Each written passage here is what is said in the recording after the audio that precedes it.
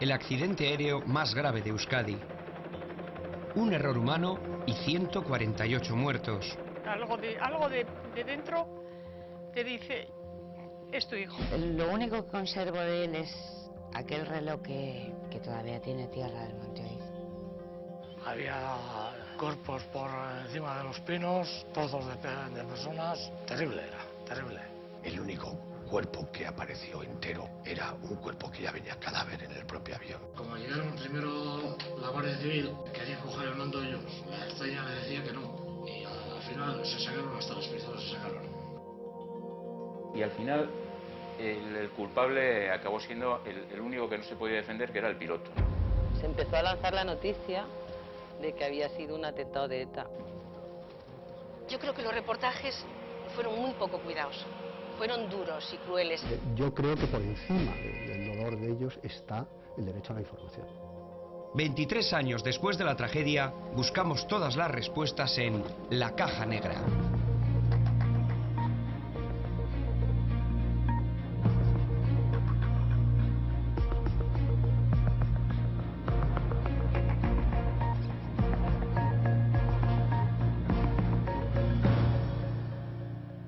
Subimos con el tractor, pero ya se veía que estaba todo destrozado.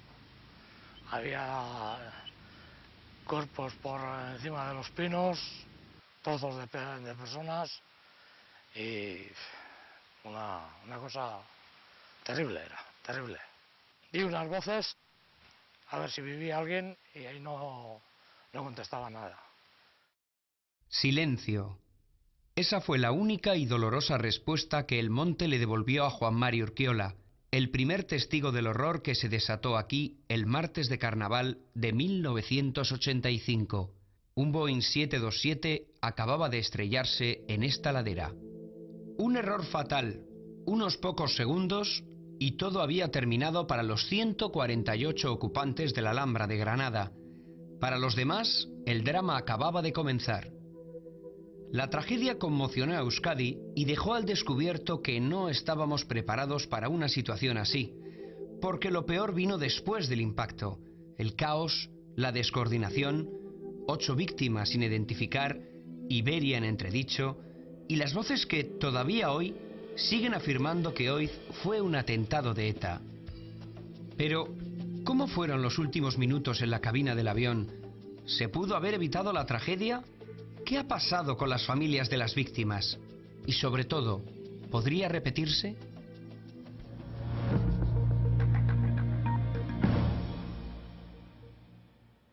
Estábamos almorzando, desayunando, y de repente pues eran las 9 y algo, hizo un gran estruendo, empezó a temblar el caserío, se rompieron los cristales y salimos fuera pensando que se estaba cayendo. Escucha usted Radio Euskadi 2, programa bilingüe. Vamos a tratar de facilitar más información a nuestros oyentes en torno al accidente que en estos momentos es la primera página de la información. Ese avión Boeing 727 procedente de Madrid que se ha estrellado en las proximidades del monte Oiz. Los restos de la Alhambra de Granada yacían despedazados sobre la ladera de este monte del corazón de Vizcaya.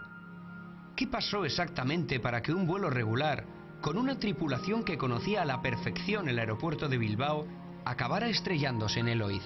La aeronave, un Boeing 727 fabricado en 1979, salió de Madrid con destino a Bilbao a las 8:47, con unos minutos de retraso sobre la hora prevista.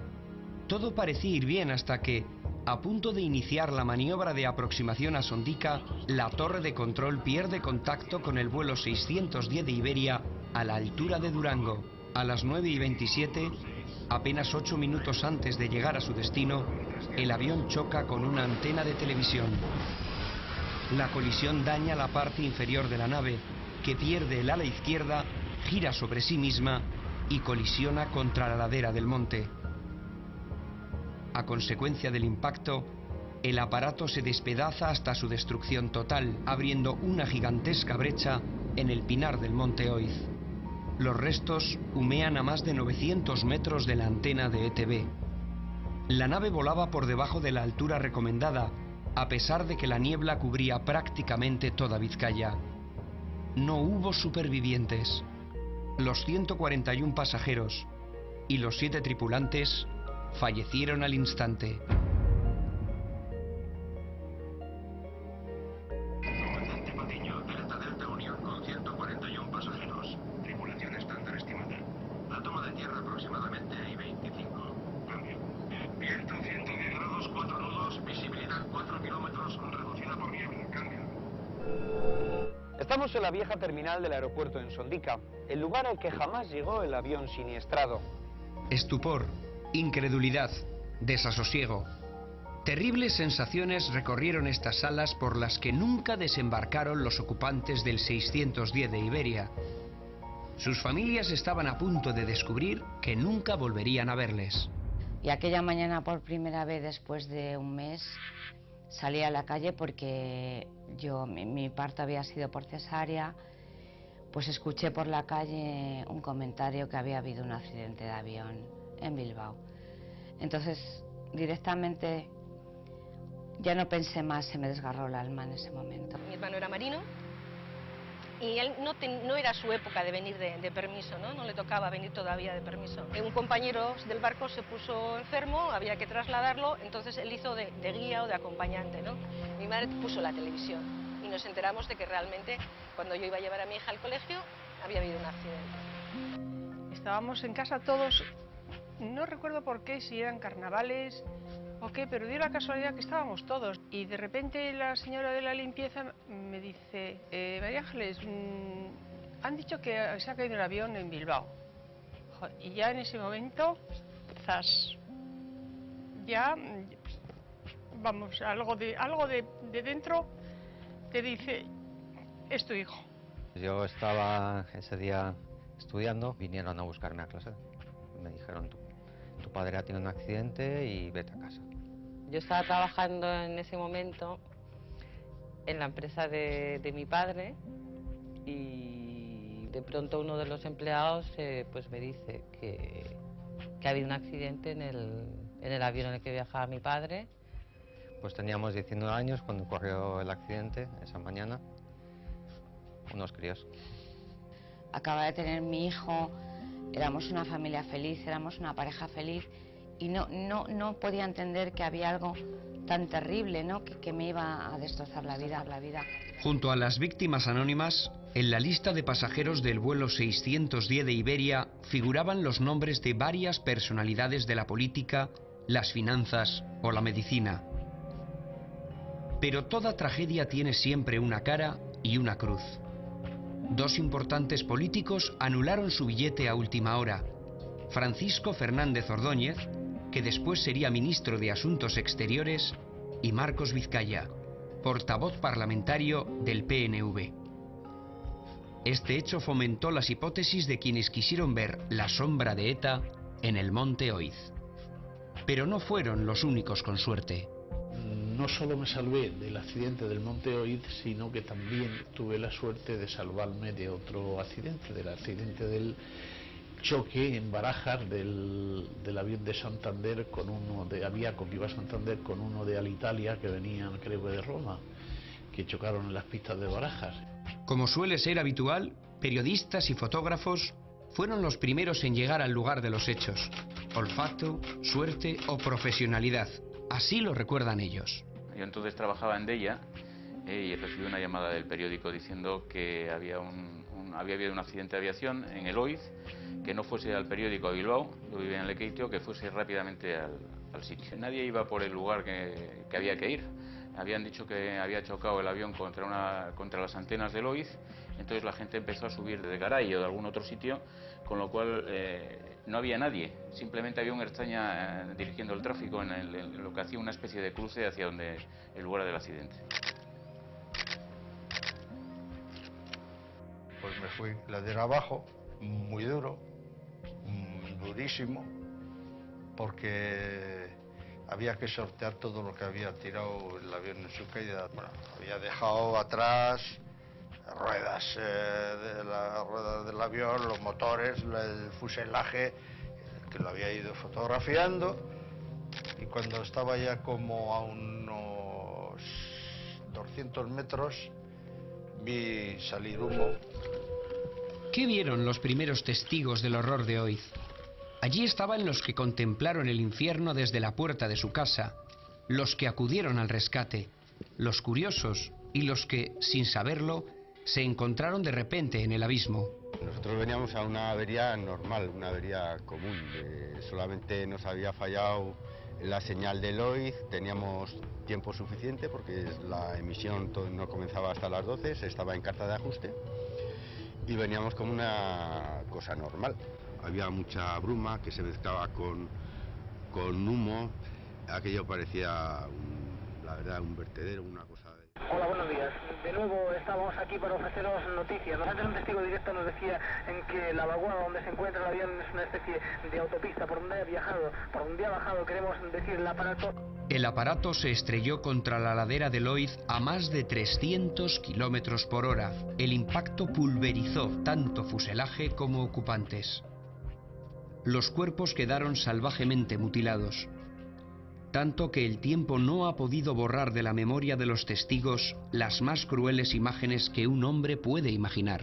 Pues había aquí el cuerpo de una persona, solamente el tronco, y después pues subí arriba y pues ahí a unos 100 metros estaba ahí, en el río estaba la cabina del avión. Y luego en algunos casos pues había alguna bota, había una bota o un zapato y claro, te dabas cuenta que de encima del zapato había un pie. Recuerdo así ahora más o menos que durante años aparecieron restos humanos en esa zona. Aquello en sí era una cosa fuerte, era todo un caos ahí, todo cuerpos colgando de las ramas, todo papeles, maletas, trozos del avión, motores humeantes, era toda una cosa. Como a unos 20 o 30 metros vi una cosa colgada en un árbol que yo creo que era un tronco humano sin miembros ni cabeza. Y la verdad, no se lo he contado nunca a nadie, pero bueno, la mente te juega malas pasadas y no quise darle más vueltas. Tengo esa cosa en la mente de ese minuto, de no ver nada entero, o sea, de ver todo cuerpos destrozados, todo maletas, bolsas, una cosa. Señores pasajeros, dentro de 15 minutos tomaremos tierra en el aeropuerto de Bilbao. La temperatura es de 7 grados centígrados y hay neblina. Gracias.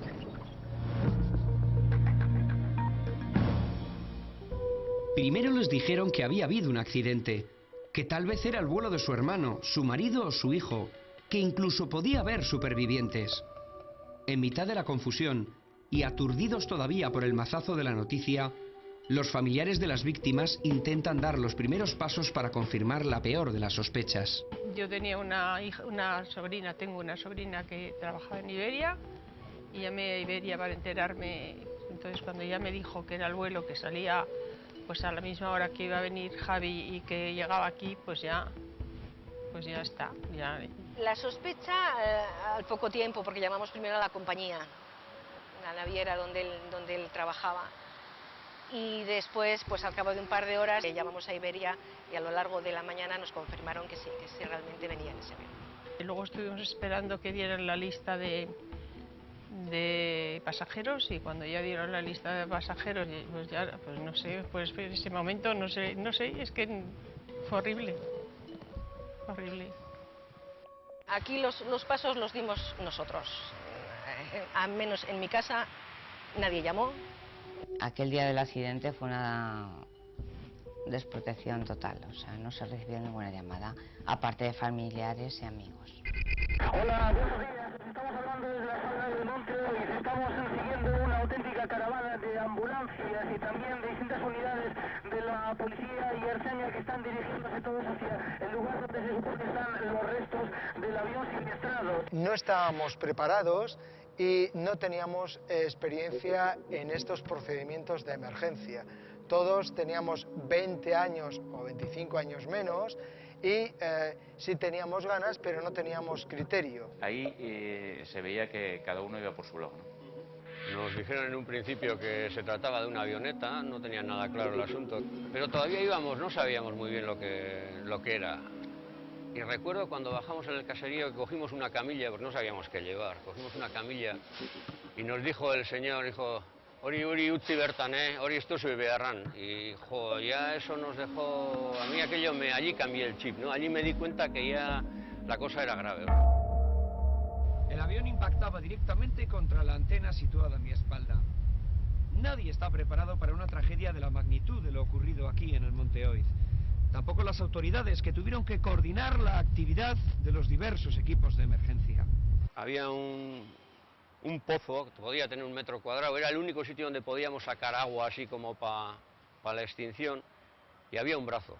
Entonces cuando fuimos a apartar el brazo para meter, la Guardia Civil no nos dejó tocar nada, los restos no se podían tocar, y claro, entonces no podíamos sacar agua. Y hubo no rifirrafe, pero el mando nuestro dijo, bueno, pues si no podemos apagar, si se corre el fuego al monte, pues lo vais a apagar vosotros. Y bueno, al ver eso ya estudiaron un poco más la situación y nos dejaron. Apartamos el brazo, empezamos a sacar agua y bueno, y fuimos apagando los fuegos. Ni siquiera el Lehendakari Ardanza parecía tener claro qué organismo debía controlar aquel caos. La tensa situación vivida en el momento del rescate estuvo a punto de desbordarse. Estaba trabajando la Guardia Civil y también estaba ya trabajando en la Ertzaintza, la comisaría, y en un principio pues entre ambos servicios sí hubo un celo, pero un celo profesional porque todos querían trabajar. La pugna entre los efectivos de la Ertzaintza y de la Guardia Civil se reveló, se manifestó de forma física a pequeño nivel. Como llegaron primero la Guardia Civil, querían coger el mando ellos y la Ertzaintza le decía que no, que les tocaba a ellos. Y empezaron ahí en una discusión y al final se sacaron hasta las pistolas, se sacaron entre ellos. Vamos a ver si al mismo tiempo podemos establecer conversación con el jefe de prensa de Iberia acerca de la lista de los pasajeros y de los posibles entre 20 a 40 supervivientes que según parece han podido salvarse de la tragedia. Hola, buenos días. ¿Puede facilitarnos la lista? Parece ser que hay de 20 a 40 supervivientes, sin confirmar todavía. Y recuerdo que las primeras noticias de supervivientes hablaban, no de todos, pero sí de una cifra alta, ¿no? Y bueno, pues dices, ojalá sea mi padre el que está entre esos supervivientes. Me llamaron de mi empresa enseguida, Maite, que hay supervivientes, que vamos a intentar, que... Y yo no quería escucharlo porque, bueno, pues era tan terrible lo que sabía que había sucedido, que suponía que eran todo falsas mentiras piadosas, ¿no? Para... que es lo que se confirmó más adelante. De Cruz Roja, habéis estado allí entre los restos del aparato, ¿habéis podido auxiliar a alguien? No había ningún superviviente, vamos, todos eran restos, o sea, cachos, no había ninguna persona que estaría indemne, o sea, todos tenían, pues estaban esparcidos en cachos, en cachitos, vamos. Se acabó la esperanza. Oiz era una morgue a cielo abierto. Los familiares, llegados a Bilbao desde diferentes puntos de España, ya eran conscientes de este hecho al aterrizar en Sondica. Era el turno de los forenses. Ellos debían recomponer el puzzle de la tragedia. Tuvimos que improvisar sobre el terreno. Y lo que recuerdo es que se hicieron equipos donde había un forense, había siempre un policía de algún cuerpo nacional o guardia civil, etcétera, y luego había algún personal sanitario. Olía, como puedo leer, un matadero, olía a carne, había una multitud de restos, pero había la cabina del avión, estaba en el fondo de una vaguada echando humo y había restos humanos por todas partes, tanto sobre los árboles como en el suelo. Cuando ya se sabe qué jurisdicciones, suben 2 compañeros míos y nosotros ya nos ponemos a trabajar, lógicamente. ¿Dónde nos ponemos a trabajar? En el que entonces era el Instituto Anatómico Forense de Bilbao, que era en el Hospital Civil de Bilbao. Y cuando estábamos ahí, ya lo tenemos todo montado, nos viene una señora de la limpieza y nos dice que ha oído por la radio que no es allí donde vamos a hacer el estudio, que nos tenemos que ir al aeropuerto de Sondica, a un hangar. Pensamos que el mejor lugar iba a ser pues algún hangar que nos dejaran en Sondica. Recibimos una contraorden y nos ubicaron en un pabellón de Garellán. Con intención de poner cierto orden a la desesperación, Iberia trasladó a los familiares de las víctimas a este lugar, al Hotel Ercilla.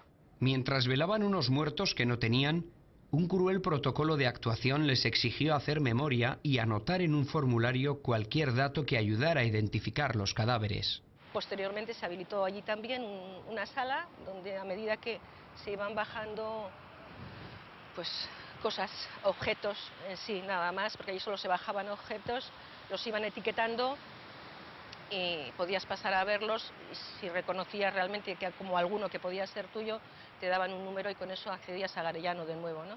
Yo en esos momentos estaba pues convaleciente de una cesárea y entonces había que ir a Bilbao y decidimos que fuese mi padre y mi hermano. Y ellos estuvieron allí una semana, porque tardaron una semana en encontrarlo y en reconocerlo. Los familiares confiaban en que los forenses pudieran reconocer a sus seres queridos por un reloj o un anillo que permitiera su identificación. Objetos personales que se convirtieron en botín de los más carroñeros. Apareció un chaval que debió estar ayudando allí, civil, que no llevaba ningún tipo de uniforme, y se apoyó el hombre, estaba agotado. Me dijo, perdona, es que ni he comido, no sé si en aquel momento se me ve, ni he comido, ni llevo aquí todo el día ayudando y no puedo más. Y creo recordar que había visto gente que había robado relojes. Y el hombre estaba absolutamente conmocionado, ¿no? Nosotros a de una semana o más todavía encontramos algún reloj que otro, algo de dinero, mientras anduvimos recogiendo la chatarra y pues aquellos el primer día pues aquí tuvieron un chollo. Se comenta que si hubo gente que recogió y que si se llevaron pues maletines y tal. Más de 700 personas ayudan en el rescate. La desorganización es total. Pero hay un objetivo común para todos: encontrar la caja negra. De su hallazgo y posterior análisis dependía la investigación del accidente. Nada más llegar al lugar del incidente, se originó una mesa de crisis. Allí se determina que siguiendo el procedimiento siempre en accidente aéreo hay que buscar las cajas negras. Luego a la tarde sí que anduvimos intentando cortar la cabina con una rotaflex y tal, pero no teníamos medios, era un material, yo no sé si es aluminio o qué, se nos embotaba, no teníamos medios como para... Nos decían que sacásemos por favor la caja negra, o que no sabíamos ni cómo era. Bueno, pues hicimos lo que pudimos. Se dijo que el avión volaba demasiado bajo. Se especuló con la posible ilegalidad de la antena de televisión contra la que chocó. Hubo quien defendió que el avión había sufrido un atentado, que incluso iba en llamas antes del impacto. Pero ya en las primeras horas, todo parecía señalar en la misma dirección: el piloto. Antes de llegar a ninguna conclusión, cualquier comisión de investigación ya daban por hecho que el responsable había sido el comandante. Había que encontrar un culpable para todo aquello, y la prensa se adelantó a cualquier investigación. El comandante Patiño fue presentado ante la opinión pública con calificativos como vitalista y con un fuerte carácter. Su familia acudió a los tribunales y consiguió que se condenara a varios medios de comunicación. Pero el mal ya estaba hecho. Enseguida algunos se dejaron llevar e insinuaron que Patiño en alguna ocasión pilotó bajo los efectos del alcohol. Yo creo que ni ellos sabían si el comandante Patiño había bebido y nosotros, pues de momento tampoco lo sabemos, yo al menos no lo sé. Eso eran rumores que se publicaron además, y claro, obviamente todas esas cosas hay que probarlas. Y en aquella época no le hicieron ninguna, que recuerde yo, no sé si le hicieron autopsias o no. Le trasladamos la pregunta al forense Rafael Alcaraz. Si el comandante hubiera bebido el día del accidente, ¿se hubiera podido detectar analizando sus restos? Hoy por hoy hay técnicas que son capaces de detectar a nivel de cabello, a nivel de otras muchas cosas, el consumo de determinados tóxicos o tóxicos incluso en general. En aquella época todavía, desde luego, no.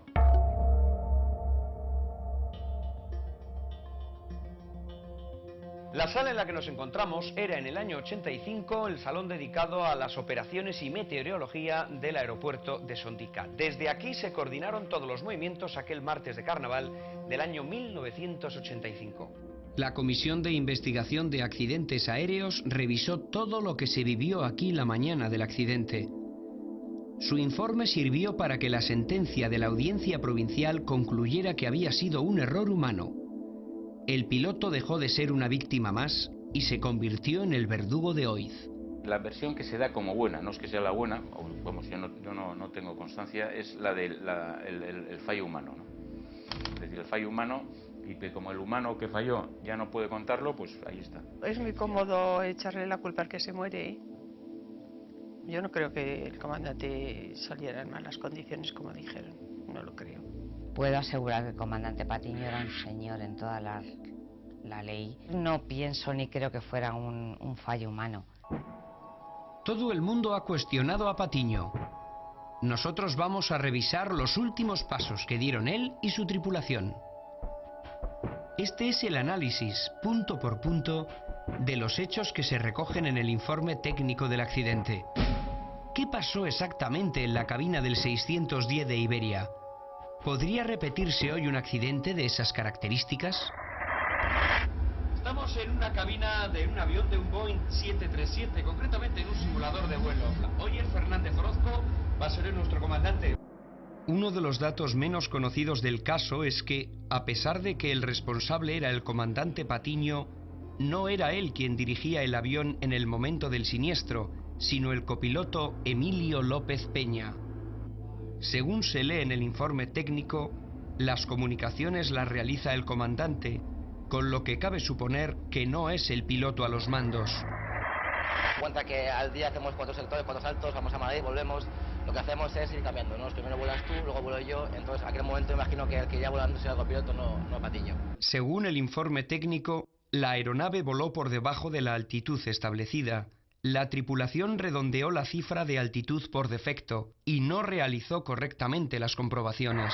Evidentemente aquel día la niebla lo que hizo fue impedir la visibilidad que tenían los pilotos visualmente y se tuvieron que ceñir únicamente a la navegación por instrumentos de aquel entonces. El avión tenía que estar a 4.300 pies y realmente un fallo de piloto hizo que el avión estuviese a 3.300 y ningún piloto consiguió darse cuenta de esto. Actualmente esta es la altitud que tú le has marcado al avión. Sí. Por debajo de esta altitud no volamos y si pasáramos por debajo de la altitud sonaría un chivato. Eso es, sí. Eso antiguamente no existía. Antiguamente no existía, ¿no? Ahora todos los instrumentos son digitales. Sí. Sin embargo, en aquel Boeing 727 había una cosa que se llamaba altímetro de tambor. Creo que ya no es común verlo. Hoy en día lo que llamamos, como puedes observar, son todos instrumentos digitales. Lo que a simple vista parece que una vez que yo vea el instrumento tengo una lectura rápida y eficaz de lo que él me indica. Sin embargo, con el instrumento antiguo pues tenía que ver la aguja donde estaba colocada y era un poco más lío, ¿no? Según el informe técnico, el soporte de antenas de televisión no figuraba en la carta de navegación. Esto es una carta de aproximación, una carta de vuelo del aeropuerto bilbaíno. En ella podemos ver perfectamente señalado el monte Oiz. Sin embargo, Oyer, en esta carta de aproximación de los años del accidente, de los años 80, no aparece el monte Oiz, un monte de más de 1000 metros de altitud. ¿Por qué?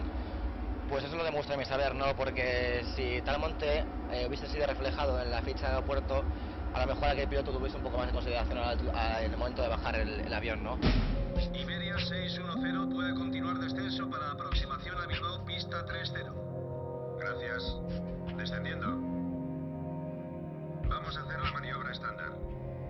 Recibido. Notifique pasando el BOR. ¿Te han pagado? ¿Te han pagado los atrasos? Hacemos la maniobra estándar entonces. Sí. Vale. Piloto y copiloto decidieron realizar la maniobra estándar, que requería más tiempo y mayor gasto de combustible, en lugar de la maniobra que había autorizado la torre de control. Un accidente de avión no es solo una causa, sino una serie de causas que confluyen. Y ahí confluyeron varias causas, entre ellas el conflicto que mantenía el piloto con la compañía, porque, digamos, la aproximación de Bilbao le autorizó una aproximación directa y él prefirió coger el camino más largo para gastar más combustible, para, digamos, perjudicar a la compañía. En las cartas de Iberia no estaba señalizada la antena, redondearon el altímetro por defecto, cuando se tenía que hacer por exceso. Para cualquiera de las tres causas por separado, hubiera evitado el accidente. Pero las tres juntas fueron las que lo provocaron.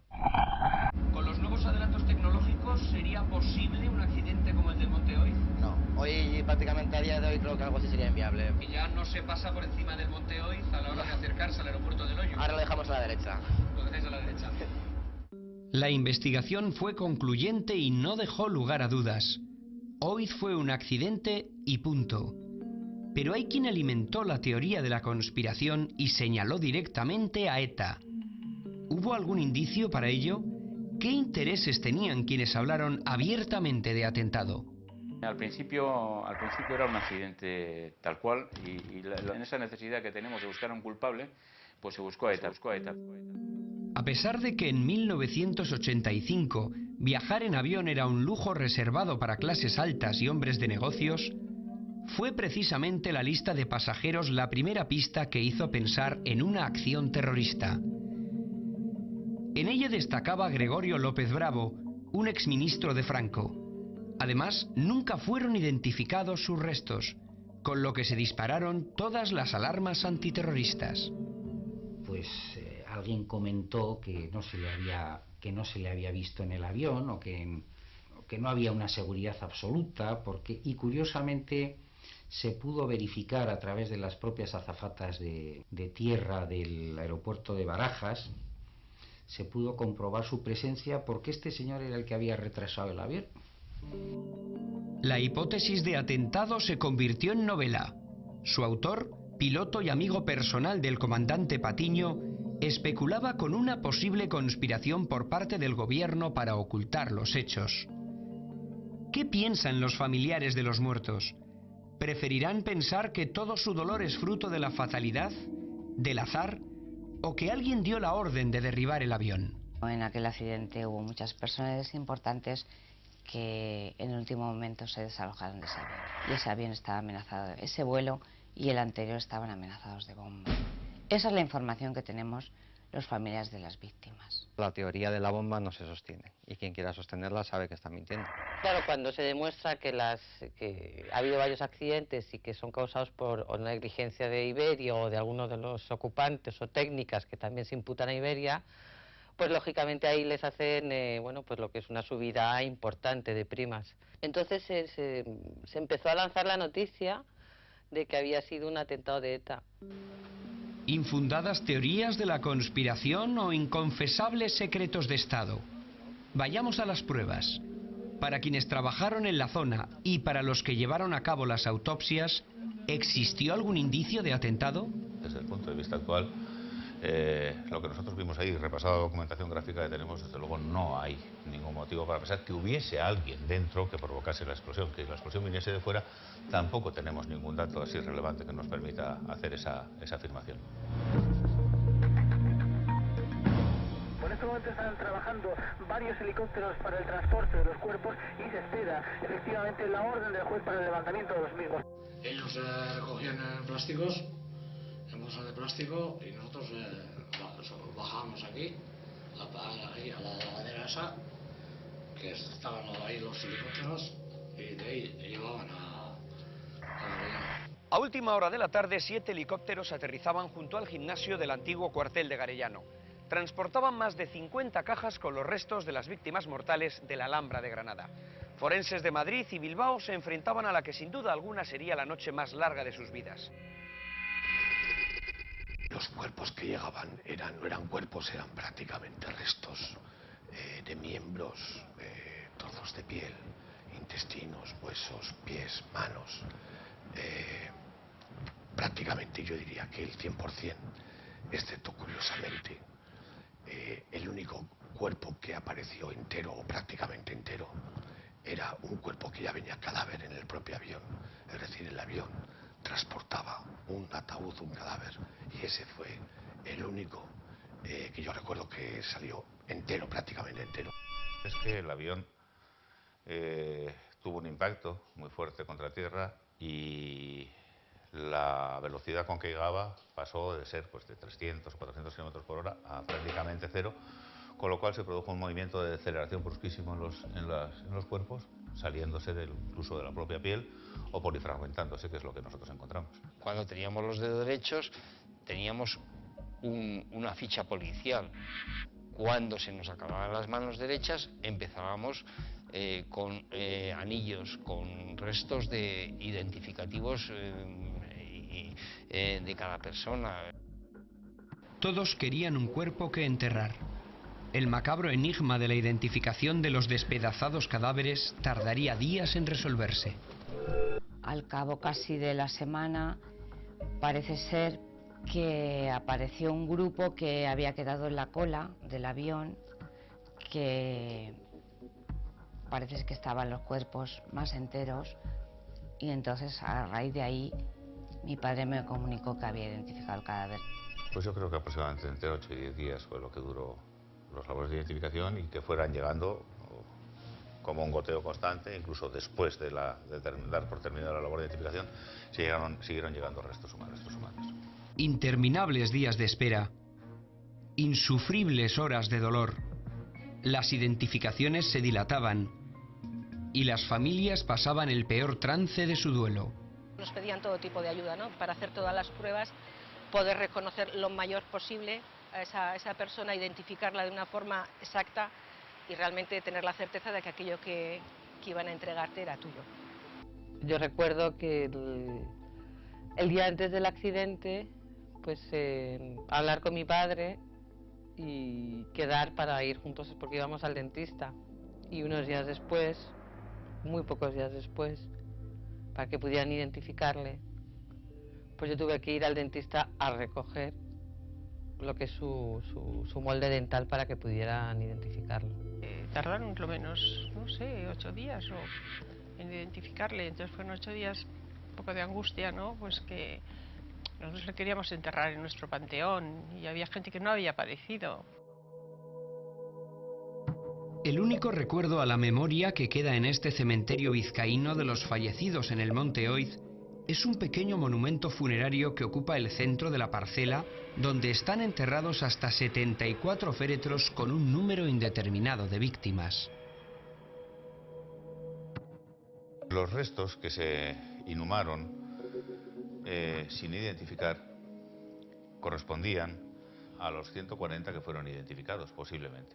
También a los 8 que no fueron identificados. Si no se hacía un análisis genético, una identificación genética, podía corresponder a cualquiera de las víctimas que hubo en el siniestro. Entonces, aquellos restos que no eran en aquel momento identificables, lo que hicieron fue guardarse con una numeración adecuada en una fosa. Se enterraron. Parece imposible que hace poco más de 20 años se enterraran en una fosa común los restos sin identificar de las víctimas de Oiz. Es más, 8 de las familias no recibieron nada del cuerpo que esperaron durante días, incluida la de López Bravo. ¿Cómo pudo esto pasar? ¿Hubiera sido hoy posible? Bueno, pues se utilizaron fundamentalmente huellas dactilares, radiología en algunos casos, ropas y objetos personales de la gente, que es absolutamente fundamental. Los procedimientos que probablemente hoy día se tomarían serían los clásicos, porque los clásicos siguen siendo válidos para identificar a las personas, como puedan ser las huellas dactilares, la ficha odontológica, los dientes, los aspectos particulares que pueda haber en huesos, etc. Lo que pasa que para aquellos casos que se han quedado sin identificar, pues muy posible hoy con las técnicas de ADN no hubiera ocurrido esto. Cuando se pierde un ser querido de una forma tan cruel e inesperada, cada uno digiere el dolor como puede. Quienes mantuvieron su fe a pesar de la tragedia echaron mano de Dios. Otros quedaron prácticamente enajenados. Mi padre quedó mudo ese día y tardó 5 o 6 días en hablar, ni una palabra. Mi madre se sentó en un sillón verde que había en mi casa y estuvo 14 días. El mismo día que murió, a la tarde tuvimos aquí una Eucaristía. Subieron todos los vecinos. Esa misma tarde se celebró un funeral en el santuario de Begoña. La asistencia de autoridades fue masiva. Todos los poderes públicos estuvieron allí, pero las familias se quejan de que solo buscaban salir en la foto. Ni se pusieron en contacto con nosotros, ni no llegaron a comunicarse, a intentar hablar con nosotros. Iberia 610 iniciando maniobra. Recibido 610. Señores pasajeros, por favor, abróchense los cinturones de seguridad. nunca había visto una concentración de fotógrafos mayor en mi vida. Vinieron fotógrafos profesionales, no solo los vascos y los de zonas cercanas, sino también de otros sitios, y no sé cómo aparecieron. Luego, además, aficionados, había toneladas. Empezaron a llegar gente. Fue el día del fotógrafo. OIZ fue un negocio para muchos profesionales que se acercaron a la tragedia para buscar las fotos más impactantes. A pesar de que fueron duramente criticados por ello, se agotaron las tiradas especiales que algunos periódicos pusieron en la calle con estas imágenes. Esta es la primera foto que hice. Es horrible. Que son bueno, unos restos de un cuerpo que probablemente ha sido arrastrado por una colina en el accidente aquel. Y ver a estos hombres que llevan todo el día trabajando como lo están depositando en una bolsa. Realmente el gran saqueo, el saqueo del horror y de la tragedia, fue la llegada de una serie de personas que compraban todo tipo de fotos. Yo no sé qué interés puede tener el ver una mano desgajada del cuerpo o un resto de un humano. Interview en aquellos años era una revista que llegó a alcanzar unas ventas históricas. Enseñaba todo aquello que durante 40 años de dictadura no se había visto en papel impreso. Yo también tenía fotos más duras que las que hemos publicado. Y yo creo que a veces se pueden evitar situaciones que crean mucho dolor. La muerte vende. Es un hecho. Pero en casos como este, no está de más calcular el impacto que el trabajo de periodista puede tener en las familias de las víctimas. Hubo ciertos medios, como por ejemplo Interview, que sacó pues en sus páginas muchas fotografías de contenido absolutamente morboso. O sea, la prensa en aquellos momentos quería buscar morbo, quería buscar el impacto, ¿no? Y nosotros no quisimos, o sea, hubo ofertas importantes para hacer reportajes. Yo creo que los reportajes fueron muy poco cuidados. Fueron duros y crueles. En mi casa durante mucho tiempo no se puso la televisión porque mis padres no lo vieran, ¿no? Ni se abrían los periódicos, hay una maleta con ellos y están guardados. Seguramente hubo quien sí reconoció a su hermano o a su hijo en alguna de estas fotografías. El derecho a la información puede llegar a ser una bofetada en la cara de quienes viven la noticia en primera persona. Yo defiendo la publicación de esas fotos, ojo, consciente del dolor que supone para las víctimas que están implicadas directamente, tienen a alguien muy cercano involucrados en una situación así. Yo creo que por encima del dolor de ellos está el derecho a la información. ¿Cuánto vale la vida de su marido y la de su hijo? ¿Cómo valorar algo que no tiene precio? Había llegado el momento de negociar las indemnizaciones. Varios cientos de millones de pesetas estaban en juego. Les vamos a pagar lo que dice la ley. La ley dice que el seguro de responsabilidad de ocupantes pues implica que ustedes cobran una cantidad que en ese momento pues eran de 3,5 millones de pesetas, y esta aceptación implica que ustedes, digamos, no pueden seguir pleiteando contra Iberia, pues así lo decidimos. Cada persona que decía que sí a Iberia pues era una posibilidad menos porque tenía que firmar un documento en el que renunciaba a ir a juicio. Los familiares, había muchos, vamos, no muchos, pero en fin algunos, que quisieron llegar a un arreglo, pues incluso antes de la sentencia. Estaban ya cansados, agotados. Te decían, oye, pues mira, Iberia quiere pactar y quiere que hagas tal, pues vale, pues vamos a Iberia. En un seguro de Hartford de 10 millones en aquel momento, pues vale, pues firmamos. Las indemnizaciones fueron una porquería, porque en la vida de una persona no vale lo que dieron entonces. También algunos pues tenían problemas económicos y les venía muy bien la indemnización, y bueno, pues percibieron la indemnización que en ese momento pues Iberia les ofrecía. Luego los demás que siguieron hasta el final lucharon más y consiguieron una indemnización muy superior. Y entonces se descubrió que los que habían sacado el billete con visa tenían un seguro de vida adicional. Y la Audiencia Provincial de Bilbao decretó la responsabilidad de piloto y copiloto, pero como estos habían fallecido, desgraciadamente, pues la responsabilidad subsidiaria de la compañía Iberia. Con esta sentencia, aquellos que no firmaron con Iberia estaban en mejor posición negociadora. El dolor se convierte en hostilidad cuando a las familias se les menciona a Iberia. La actitud que la compañía tuvo con ellos parece haberles dejado ampollas. Yo no he tenido ningún contacto con Iberia para nada.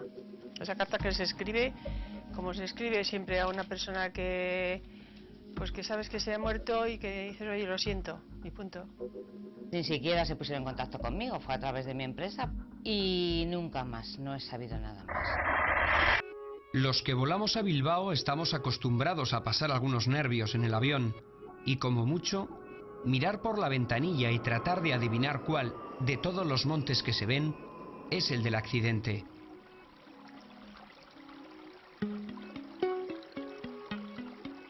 Pero, ¿qué sentirán las familias de los fallecidos en esta tragedia cuando suben a un avión y se abrochan el cinturón de seguridad?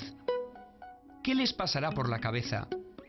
¿Se aprende a vivir con la cicatriz del monte Oiz en el alma? Yo monté en avión en los 4 o 5 meses y con mucho miedo y con... Nadie sabe lo que yo sentí, pero lo hice porque pensé que si él había muerto ahí, ¿por qué no iba a montar yo? Si tenía que morir, iba a morir igual.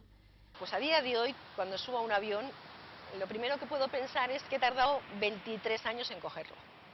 Yo volé hace unos años a Sondica, hace 3 años, y la verdad es que me impresionó todavía. Julio y su hermana melliza tenían 19 años cuando su padre murió en el accidente del monte Oiz. Julio, sin pretenderlo, es el ejemplo más claro de que la vida continúa. Siempre había querido ser piloto, eran mis sueños de pequeño. Empecé mi carrera con 31 años, pero bueno, era una de esas ocasiones de ahora o nunca, con lo cual lo hice con mucha ilusión. A pesar del hecho de la muerte de mi padre en un accidente aéreo, pues considero que esto me gusta tanto que a pesar de ello he querido hacerlo. 5, por favor. Mínimo 1.6. 3. 4.300. Curva.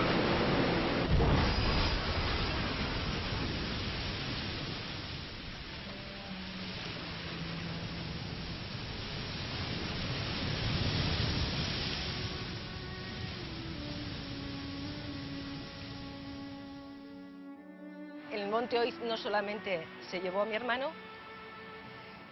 sino que envolvió también la vida de mis padres, que tenían una salud de hierro hasta entonces y murieron 5 años después. La fecha del aniversario, los primeros años muy mal, la verdad, muy dura. Luego ya va pasando, e incluso, bueno, pues a lo mejor hay un año que ya ni te acuerdas. No te has fijado que es 19 de febrero, ¿no? La vida la hemos rehecho. Hemos rehecho. ¿Qué remedio te queda?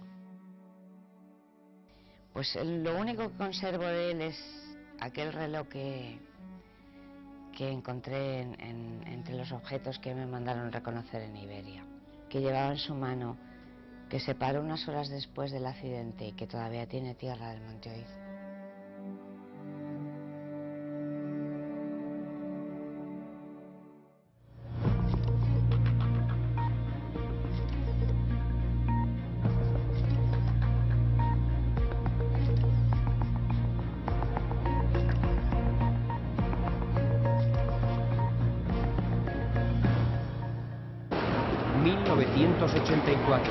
Tras el cierre de Euskalduna, Bilbao se convirtió en una ciudad en guerra.